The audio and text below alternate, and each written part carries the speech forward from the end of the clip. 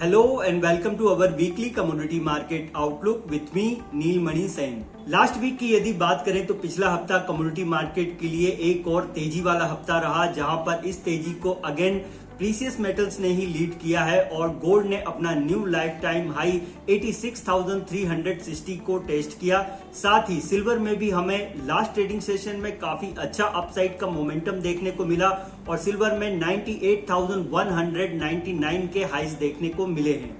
Precious metals की इस बड़ी तेजी के पीछे का मेन रीजन वही है जिसकी बात हम लगातार करते आ रहे हैं कि जब से टैरिफ वॉर की कंडीशंस बनी हुई हैं तब से एक सेफ हेवन डिमांड भी निकल करके आ रही है प्रीसियस मेटल्स में। और साथ ही यदि देखें तो पिछले हफ्ते जितने भी इकोनॉमिक नंबर्स आए हैं ग्लोबली, जहां पर कि ये देखने को मिला है कि नंबर कहीं ना कहीं सपोर्टिव हैं प्रीसियस मेटल्स के लिए और सेंट्रल बैंक्स के द्वारा भी लगातार परचेसिंग की जा रही है गोल्ड में। ये कारण मेन है जिसके कारण हमें यहाँ पर ये तेजी थमते हुए नजर नहीं आ रही है। हालांकि अब देखें तो फ्राइडे का जो सेशन था काफी इंपॉर्टेंट और इंटरेस्टिंग सेशन रहा, जहां पर सिल्वर में तो एक ब्रेकआउट आते हुए नजर आया था, पर कहीं ना कहीं जाते जाते यानी कि मार्केट क्लोजिंग के टाइम तक हमें ये देखने को मिला कि प्रीसियस मेटल्स गोल्ड और सिल्वर में एक थोड़ा सा कट देखने को मिला है, जो कि प्रॉफिट बुकिंग के रूप में देखने को मिल रहा है। तो अगला हफ्ता कहीं ना कहीं एक साइडवेज टू डाउन साइड का रह सकता है यदि important support level down side में ब्रेक होते हैं या फिर इंपॉर्टेंट सपोर्ट लेवल यदि होल्ड रखते हैं तो यहां से अगेन तेजी को लीड करते हुए नजर आएंगे गोल्ड। पर कहीं ना कहीं सिल्वर में हमें एक साइडवेज कंसोलिडेशन का रेंज देखने को मिल सकता है। आने वाले वीक की यदि हम बात करें तो आने वाला हफ्ता भी काफी इंपॉर्टेंट है, जहां पर ग्लोबली कई इकोनॉमिक नंबर्स आने हैं। जैसे कि यूएसए की तरफ से यदि मैं बात करूं तो प्रेसिडेंट डोनाल्ड ट्रंप की एक स्पीच भी रहेगी, एफओएमसी मेंबर्स की एक मीटिंग है जहां पर उसका आउटकम इंपॉर्टेंट रहेगा, अनएम्प्लॉयमेंट क्लेम्स के नंबर्स भी आएंगे। यूरोजोन से यदि बात करें तो बैंक ऑफ इंग्लैंड के गवर्नर बैली की एक स्पीच रहेगी जो कि काफी इंपॉर्टेंट रहने वाली है। इसके साथ ही ग्रेट ब्रिटेन के ही सीपीआई के नंबर और रिटेल सेल्स के नंबर्स आएंगे और डिफरेंट यूरो जोन से हमें मैन्युफैक्चरिंग और सर्विस पीएमआई के नंबर्स आते हुए नजर आएंगे। चाइना से यदि बात करें तो चाइना की तरफ से भी 1 ईयर और 5 ईयर के लोन प्राइम के रेट्स जो हैं उनका अपडेशन आएगा, वो किस तरीके से आते हैं काफी इंपॉर्टेंट रहेगा बेस मेटल्स के लिए। तो कहीं ना कहीं ये सभी नंबर्स जो हैं वो आएंगे और इन पर हमें अपनी नजरें बना करके रखनी चाहिए। फॉर नेक्स्ट वीक गोल्ड के लिए यदि एक वीकली सपोर्ट की बात करें तो 83,000 के आसपास इंपॉर्टेंट सपोर्ट है, वहीं रेजिस्टेंस देखें तो 86,400 पर बनता है। सिल्वर के लिए इंपॉर्टेंट सपोर्ट जोन 92,800 पर है, वहीं रेजिस्टेंस यदि देखें तो 98,000 पर अब निकल करके आ रहा है। चलिए आगे बढ़ते हैं और एनर्जी पैक की यदि मैं बात करूं तो पिछला हफ्ता मिक्स नोट पर रहा, जहां पर नेचुरल गैस में तो एक अच्छी तेजी देखने को मिली, वहीं क्रूड ऑयल में लगातार तीसरे हफ्ते हमें गिरावट देखने को मिल रही है।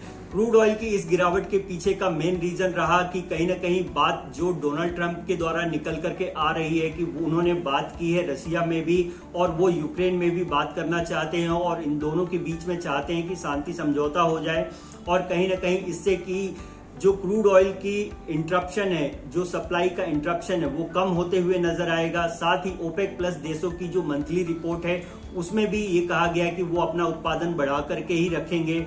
तो ये सारी चीजें कहीं ना कहीं नेगेटिव बनती हैं क्रूड ऑयल के प्राइजेस के लिए, इसलिए भी हमें गिरावट बढ़ते हुए नजर आ रही है। और वहीं नेचुरल गैस में यदि देखें तो इस हफ्ते वेदर फॉरकास्ट में चेंजेस आए हैं और यहाँ पर हीटिंग की डिमांड को बढ़ते हुए बताया गया है और फरवरी मंथ जो है आगे आने वाला जो रहने वाला है, बचे हुए दिन हैं फैब के, वहां पर कहीं ना कहीं और ठंडा मौसम रह सकता है, इसलिए भी नेचुरल गैस के प्राइजेस में हमें ये तेजी देखने को मिल रही है। टेक्निकली अगर देखें तो क्रूड ऑयल में सेल ऑन राइज की स्ट्रेटेजी को फॉलो करना चाहिए, वहीं नेचुरल गैस में बाय ऑन डिक्लाइन की स्ट्रेटेजी के साथ में काम किया जा सकता है। For next week crude oil के लिए एक इंपॉर्टेंट सपोर्ट लेवल 6,000 के आसपास है, वहीं ये सपोर्ट जाते हैं तो 5,900 पर इंपॉर्टेंट सपोर्ट बनता है। वहीं रेजिस्टेंस की यदि बात करें तो 6,420 पर इंपॉर्टेंट रेजिस्टेंस है।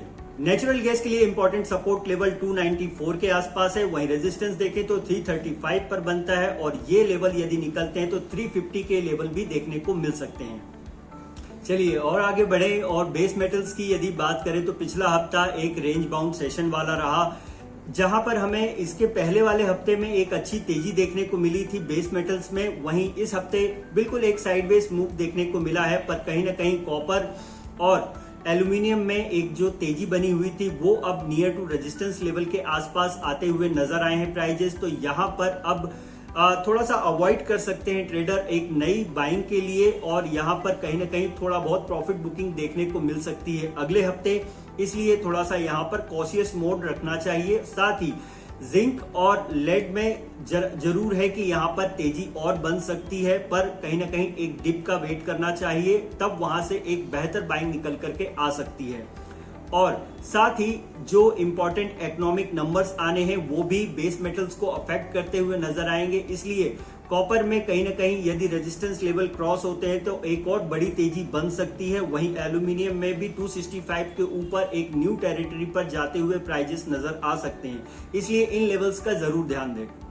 आने वाले हफ्ते के लिए सभी बेस मेटल्स के सपोर्ट एंड रेजिस्टेंस की यदि मैं बात करूं तो कॉपर के लिए इंपॉर्टेंट वीकली सपोर्ट है 850 पर, वहीं रेजिस्टेंस बनता है 885 पर। जिंक के लिए इंपॉर्टेंट सपोर्ट है 259 पर, वहीं रेजिस्टेंस देखें तो 273 पर बनता है। एल्यूमिनियम के लिए इंपॉर्टेंट सपोर्ट लेवल 250 पर है, वहीं रेजिस्टेंस 265 पर बनता है। लेड के लिए इंपॉर्टेंट सपोर्ट लेवल 176 पर है, वहीं रेजिस्टेंस यदि देखें तो 183 पर आता है। तो ये था हमारा इस हफ्ते का weekly commodity market outlook. Such as more update please join our YouTube channel and like share and comment also. Thank you.